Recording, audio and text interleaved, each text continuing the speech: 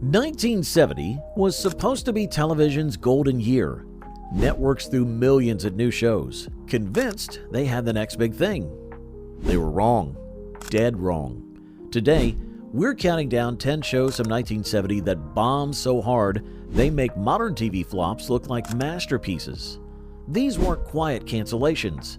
They were spectacular disasters that left executives wondering what the hell they were thinking. October of 1970, ABC. Aaron Spelling thought he had a hit with this crime drama starring George Maharis, Yvette Mimieux, and Ralph Bellamy. 3 criminologists solving the most bizarre murders. I mean, it should have been television gold. The show was originally called Zigzag and was supposed to star Inger Stevens. Then Stevens didn't make it after an overdose right after filming the pilot. They recast with Yvette Mimieux, changed the name, and hoped for the best. The writing was so pretentious it made Columbo look like a children's show. Each episode felt like a rejected Agatha Christie novel that had been fed through a television garbage disposal. ABC canceled it after just 12 episodes. Even Aaron Spelling couldn't save this mess. September 1970, CBS. Take one grumpy Broderick Crawford, add some pretty young doctors, throw in medical drama cliches, and what do you get? A medical mess of young doctors stumbling through their internships while Crawford scowled at everyone. The problem was the medical cases were boring and nobody could figure out what the show was supposed to be. Was it a serious medical drama, a soap opera, a workplace comedy?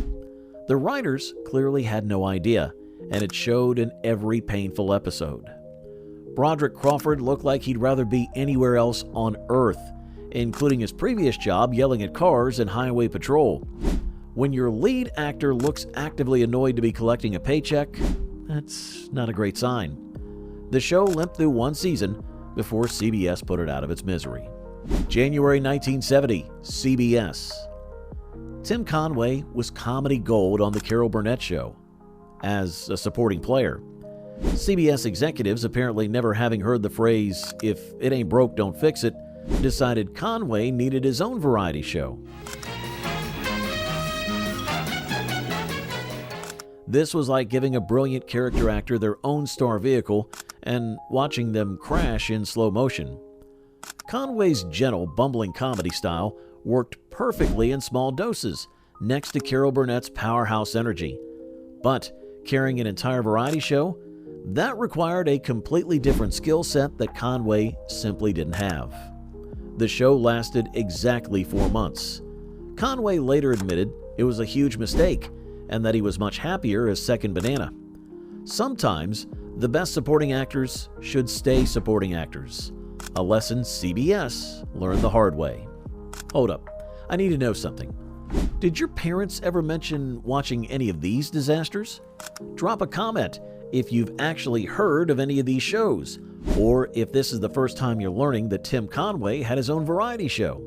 And if you're a TV history nerd like me, hit that subscribe button because we're just getting started with the forgotten failures of television. September of 1970, CBS. This legal drama about idealistic young lawyers helping the downtrodden from their street-level office.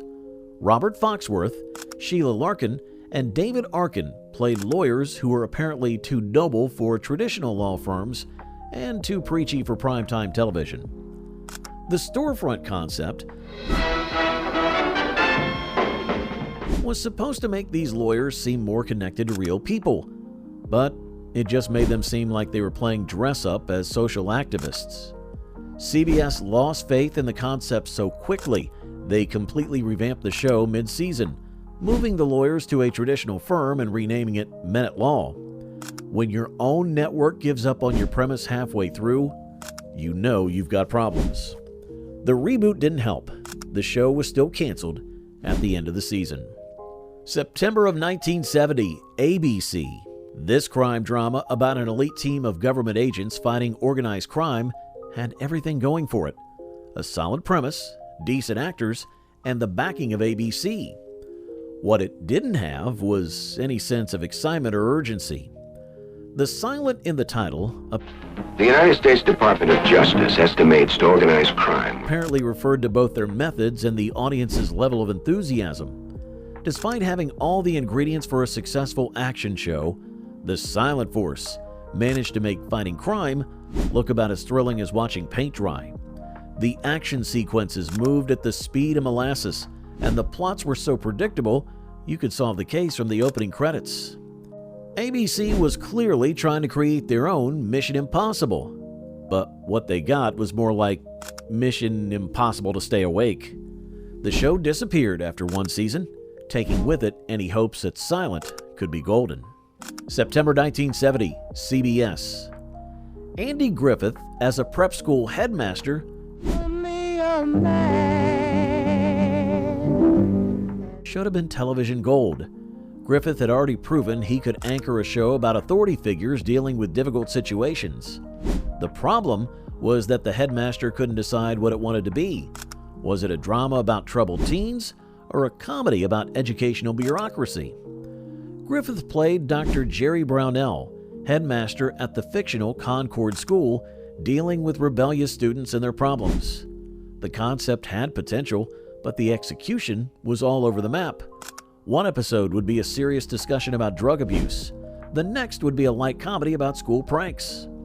This was Griffith's first major television role after the Andy Griffith Show ended, and its failure sent him into a brief TV exile. He wouldn't return to series television until Matlock in 1986. Sometimes even proven stars need the right vehicle. Okay, this is getting ridiculous.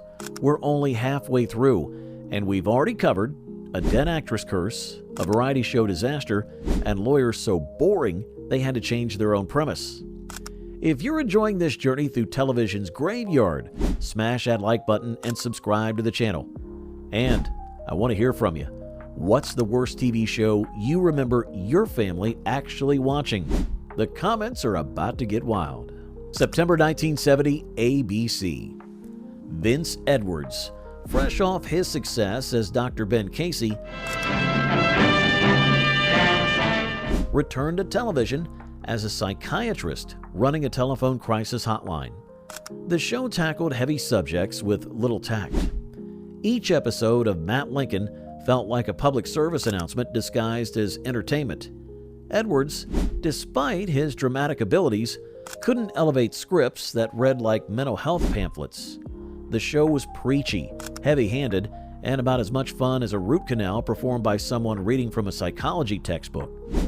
The show was actually ahead of its time in addressing mental health issues, but 1970 audiences weren't ready for such intense subject matter in their primetime entertainment. Sometimes being ahead of your time means being dead on arrival. September of 1970, NBC. This sitcom about the president's daughter trying to live a normal life while dealing with Secret Service protection had a premise that could have worked. The problem was everything else about the show.